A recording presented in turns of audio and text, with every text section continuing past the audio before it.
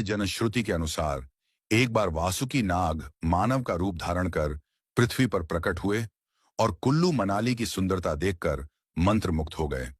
उन्होंने कुछ समय यही मानव रूप में पृथ्वी पर निवास करने का मन बना लिया। घूमते घूमते वासुकी नाग मनाली के गोशाल गांव पहुंचे और गांव के एक स्थायी परिवार में मेहमान बनकर बैठ गए। ये वो समय था जब गोशाल गांव में शौयरी मेले का आयोजन किया जा रहा था। वासुकी नाग ने उस परिवार के साथ मेले का भरपूर आनंद लिया। उस मेले में वासुकी नाग ने मेजबान परिवार की बेटी रत्ना को गोगड़ दानव राक्षस से बचाया, जिससे मेजबान परिवार वासुकी नाग से बेहद प्रसन्न हुए और रत्ना का विवाह वासुकी नाग से करवाया।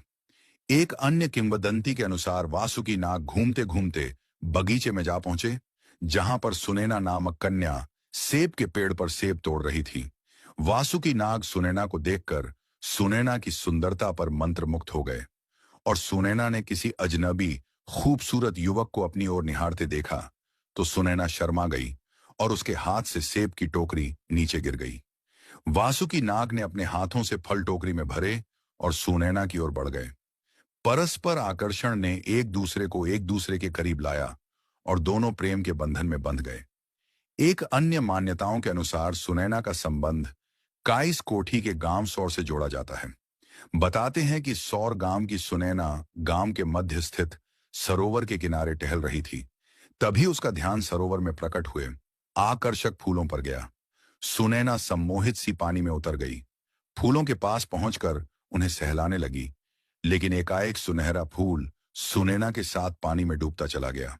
सुनैना का धरती पर निशान तक न रहा। कहते हैं किसी तरह सुनैना और वासुकी नाग का नाग लोक में मिलन हुआ। खैर, कहानी चाहे कोई भी हो, इस बात से सभी एकमत है कि संपत्ति जोड़े को नागों के रूप में पुत्र की प्राप्ति हुई, जो कि संख्या में 18 थे, जो इस क्षेत्र में 18 नाग कहलाए। इन नागों को पालने के लिए एक भांदल अर्थात बड़े घड़े का निर्माण किया गया और उसी में नागों को रखकर पाला जाने लगा। यह बड़ा घड़ा अर्थात भांदल गोशाल गांव में आज भी रेंचा नामक परिवार के पास मौजूद